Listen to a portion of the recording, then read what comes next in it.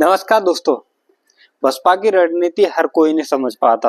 बसपा की रणनीति में जब जो फैसले लिए जाते हैं वो सोच समझकर फैसले लिए जाते हैं और जिस तरीके के फैसले लिए जाते हैं वो सबके लिए हैरानी में डालने वाले फैसले लिए जाते हैं। एक ऐसा फैसला निकल कर आ रहा है जो कि सबको चौंका रहा है। जिस तरीके से बसपा में आकाश आनंद को चर्चा चलती है और आकाश आनंद के ऊपर जिस तरीके से एक्शन लिया गया था, फिर उसके बाद में आकाश आनंद को पार्टी में वापसी कर लिया गया था, वो फैसले सबको चौंकाने वाले थे। लेकिन कई बार ऐसी घटना घटी, फिर उसके बाद में आकाश आनंद को फिर से जिम्मेदारी दी गई और बिहार विधानसभा चुनाव में आकाश आनंद की जिम्मेदारी है और वो बखूबी निभा रहे हैं। लेकिन इसके सटी दूसरी जिम्मेदारी और भी दे दी गई है जिसकी चर्चा काफी देश भर में चलने लगी है और इसके गली गली मोहल्ले मोहल्ले में चर्चा चल रही है। आपको बता दें कि जिस तरीके से बसपा की रणनीति हर कोई भी नहीं पहचान पाता, नहीं कोई समझ पाता है। आपको बता दें कि दरअसल बात यह है कि जिस तरीके से बसपा की रणनीति चल रही है वो सबकी टेंशन बढ़ाने वाली है। बहुजन समाज पार्टी की रणनीति पर हर कोई नहीं फंस पाएगा और जिस तरीके से बसपा की रणनीति पर हर कोई नहीं चल पाएगा, क्योंकि बसपा की रणनीति खास होती है।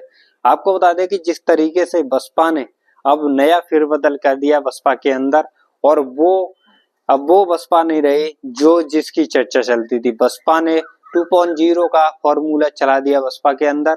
जिस तरीके से बसपा में आकाश आनंद की वापसी होती है, फिर उसके बाद में उनको जो जिम्मेदारी दी जाती है उस जिम्मेदारी को देश भर में चर्चा चलने लगी। बहुजन समाज पार्टी की बसपा सुप्रीमो मायावती जी जिस तरीके से अपना प्रचार करती थी, जिस तरीके से मीटिंगें लेती थी, उस मीटिंगों में जो पदाधिकारी जाते थे और उस पदाधिकारी को जो छूट मिलती थी जनता में जाने के लिए, बसपा का इतना ही काम था। जिस तरीके से आकाश आनंद को जिम्मेदारी दी गई है उस जिम्मेदारी को बखूबी तरीके से आकाश आनंद निभा रहे हैं। क्या है जिम्मेदारी, आपको बता दें। दरअसल ये है कि बहुजन समाज पार्टी में आकाश आनंद का कद बढ़ चुका है। जिस तरीके से आकाश आनंद का कद बढ़ा है उस तरीके से ही आकाश आनंद को जिम्मेदारी दी गई है। जिस तरीके से 27 जुलाई को आकाश आनंद की एक मीटिंग है और उस मीटिंग में जम्मू और पंजाब के जिला स्तरीय जिला अध्यक्ष तक के नेता आने वाले हैं और उसमें जिला अध्यक्ष मौजूद रहेंगे। उनसे जम्मू और पंजाब की डिटेल ली जाएगी और वो भी आकाश आनंद लेंगे। इस मीटिंग को खास माना जा रहा है क्योंकि आकाश आनंद की पहली मीटिंग ऐसी है जो कि जम्मू और पंजाब के नेताओं से मिलेंगे आकाश आनंद, और जिस तरीके से प्रचार चलेगा और वो अगली 2027 की रणनीति में रहेगा।